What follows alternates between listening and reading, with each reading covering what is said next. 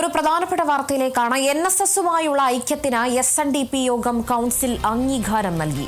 ആലപ്പുഴയിൽ ചേർന്ന നേതൃത്വ യോഗത്തിനാണ് തീരുമാനം ഉണ്ടായിരിക്കുന്നത്. തുഷാർ വെള്ളാപ്പള്ളിക്കാണ് തുടർ ചർച്ചകളുടെ ചുമതല.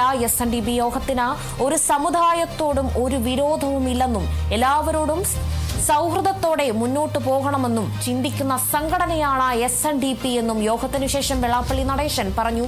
ഐക്യം കാലഘട്ടത്തിന്റെ ആവശ്യമാണെന്നും SNDP യോഗത്തെ പെരുന്നയിലേക്ക് സ്വാഗതം ചെയ്യുന്നുവെന്നും NSS general secretary G Sukumaran Nair പറഞ്ഞു. ഐക്യത്തിന് അംഗീകാരം നൽകിയെന്ന വെള്ളാപ്പള്ളി അറിയിച്ചതിന് പിന്നാലെയായിരുന്നു സുകുമാരൻ നായരുടെ പ്രതികരണം.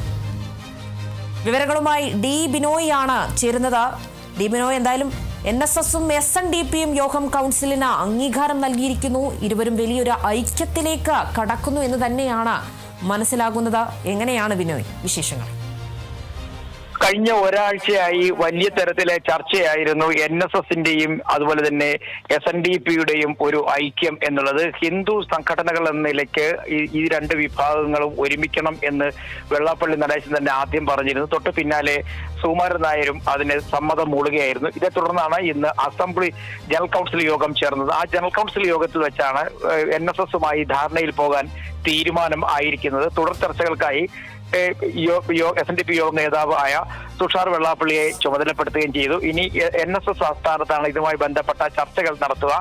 ഇത്തരത്തിൽ സംസ്ഥാനത്തിന്റെ ഏറ്റവും വലിയ ആവശ്യങ്ങളിൽ ഒന്നാണ് ഈ സംഘടനകളുടെ ഒത്തുചേരൽ എന്നാണ് യോഗം കൗൺസിൽ വിലയിരുത്തിയത്. മാത്രവുമല്ല, അവരുടെ പ്രധാനപ്പെട്ട മുദ്രാവാക്യം നായാടി മുതൽ നസ്രാനികൾ വരെ എന്നുള്ളതാണ്. ഇതിൽ വിവിധ ക്രിസ്തുമത സംഘടനകൾ പോലും ഈ തരത്തിൽ ഇതിൽ പങ്കുചേരാൻ തയ്യാറായി നിൽക്കുന്നുവെന്ന് വെള്ളാപ്പള്ളി നടേശൻ പിന്നീട് മാധ്യമങ്ങളോട് പറയുകയുണ്ടായി. ഇതിന് തൊട്ടു പിന്നാലെ തന്നെ NSS ജനറൽ സെക്രട്ടറിയും മാധ്യമങ്ങളെ കണ്ടിരുന്നു. ഈ തീരുമാനത്തെ സ്വാഗതം ചെയ്യുകയും ചെയ്തു. തുഷാർ വെള്ളാപ്പള്ളിയെ ഇവിടേക്ക് വരുന്നതിൽ രാഷ്ട്രീയക്കാരനായിട്ടല്ല, ഒരു മകനെ പോലെയും അല്ലെങ്കിൽ ഒരു സഹോദരനെ പോലെ ആയിരിക്കും അദ്ദേഹത്തെ നമ്മൾ സ്വീകരിക്കുക എന്നാണ് NSS general secretary Sukumaran Nair പറഞ്ഞത്. ഒപ്പം ഇരുവരും ഇന്നും പ്രതിപക്ഷ നേതാവിനെതിരെ ആരോപണങ്ങൾ ഉന്നയിക്കുന്ന കാര്യത്തിൽ ഒരു വീഴ്ചയും വരുത്തിയില്ല എന്ന് തന്നെ പറയുന്നതായിരിക്കും നല്ലത്. രണ്ടുപേരും കൃത്യമായി ഇന്നും വീണ്ടും പ്രതിപക്ഷ നേതാവിനെതിരെ ആരോപണങ്ങൾ ഉന്നയിച്ചു. പ്രത്യേകിച്ചും ഇത്തരം കാര്യങ്ങളിൽ, അതായത് അദ്ദേഹത്തിന്റെ രാഷ്ട്രീയ നിലപാടുകൾക്കെതിരെ തന്നെയായിരുന്നു ഇന്നും ആരോപണങ്ങൾ ഉന്നയിച്ചത്.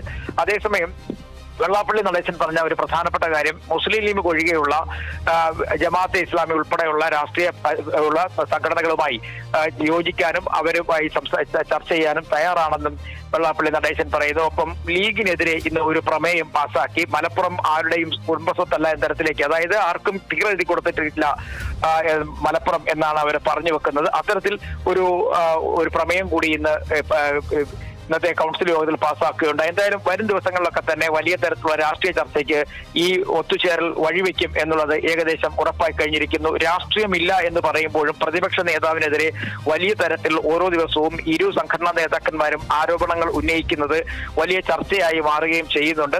നിലവിലെ സാഹചര്യത്തിൽ ഇതിനെതിരെ പ്രതിപക്ഷ നേതാവ് പ്രതികരിക്കുന്നില്ല എങ്കിൽ പോലും, പക്ഷേ ഇനിയുള്ള ദിവസങ്ങളിൽ തെരഞ്ഞെടുപ്പിലേക്ക് വരുന്ന സമയം കൂടിയാണ്. അതുകൊണ്ട് തന്നെ ഈ ഐക്യത്തെ അല്ലെങ്കിൽ SNDP NSS കൂട്ടുകെട്ടിനെ ഒത്തുചേരലിനെയൊക്കെ തന്നെ അതിന്റെ പിന്നിലെ രാഷ്ട്രീയ ലക്ഷ്യങ്ങൾ ഇവയൊക്കെ തന്നെ ചർച്ചയാവാനുള്ള സാധ്യത തള്ളിക്കളയാനാകില്ല. അതുതന്നെയാണ് ബിനോയ്. എന്തായാലും നിയമസഭാ തെരഞ്ഞെടുപ്പിൽ ഈ ഒരു ഐക്യം എന്തായാലും ഒരു രാഷ്ട്രീയപരമായ ഒരു നീക്കം തന്നെയാണ് കാണുന്നത്. ഇതിനെതിരെ പ്രതിപക്ഷം ശക്തമായ രീതിയിൽ ചില ആരോപണങ്ങൾ ഉന്നയിക്കാനും സാധ്യതയുണ്ടല്ലേ? തീർച്ചയായും അത് CPIMനെ സംബന്ധിച്ചോളം അവരിതിനെ ഒരു രാഷ്ട്രീയപരമായി ഇതുവരെയായും അഭിപ്രായങ്ങൾ ഒന്നും തന്നെ പറഞ്ഞിട്ടില്ല. ഈ UDFും പറഞ്ഞിട്ടില്ല. മതപരമായ സംഘടനകളെല്ലാം തന്നെ ഒരുമിക്കട്ടെ, ഒത്തുചേരട്ടെ എന്ന ഒരു താല്പര്യം തന്നെയാണ് ഇരു വിഭാഗവും പറഞ്ഞിട്ടുള്ളത്. പക്ഷേ ഇതിനകത്തൊരു പ്രധാന വിഷയമായി ഉയർന്നു വാങ്ങുന്നത് തുടക്കം മുതൽ തന്നെ ഇരു വിഭാഗത്തിലെ നേതാക്കന്മാർ പ്രത്യക്ഷമായി പ്രതിപക്ഷ നേതാവിനെതിരെ ഉയർത്തുന്ന ആരോപണങ്ങളാണ്. അതായത് ഈ ആരോപണങ്ങളൊക്കെ വരുമ്പോഴും പ്രതിപക്ഷ നേതാവ് കൃത്യമായി പറയുന്നുണ്ട്, വർഗീയതയ്ക്കെതിരെയുള്ള തന്റെ നിലപാടിൽ യാതൊരു കാരണവശാലും വെള്ളം ചേർക്കില്ല എന്നൊക്കെ തന്നെ. ഇത്തരം ഒരാളിനെ മാത്രം ലക്ഷ്യം വെച്ചുകൊണ്ട് നടത്തുന്ന ആരോപണങ്ങൾ വലിയ തരത്തിലുള്ള രാഷ്ട്രീയ ചർച്ചയായി മാറുമെന്നുള്ളത് ഉറപ്പാണ്. അത് മാത്രവുമല്ല കഴിഞ്ഞ ദിവസങ്ങളിലൊക്കെ പുറത്തു വരുന്ന രാഷ്ട്രീയപരമായി PDSന് അനുകൂലമായി വരുന്ന പിന്തുണയാണ് പുറത്തേക്ക് വരുന്ന പല സ്ഥലങ്ങളിൽ നിന്നും. അത്തരത്തിലുള്ള പിന്തുണകൾ കൂടി വർദ്ധിച്ചു വരുന്ന ഒരു സാഹചര്യത്തിൽ അദ്ദേഹത്തിന് ഇത്തരത്തിൽ എതിർക്കുന്നത് എന്തിനാണ് എന്നുള്ളത് വ്യക്തമല്ല. മാത്രവുമല്ല ഇതിനകത്ത് മറ്റൊരു രാഷ്ട്രീയ ലക്ഷ്യം കൂടി ഉണ്ടോ എന്നുള്ള സംശയവും ഉയർന്നു വരുന്നുണ്ട്. നിലവിലെ സാഹചര്യത്തിൽ എന്തായാലും NSS SNDP ഒത്തുചേരൽ അല്ലവരുടെ ഐക്യം രാഷ്ട്രീയപരമായി ചർച്ച ആകാനുള്ള സാധ്യത തള്ളിക്കളയാനാകില്ല.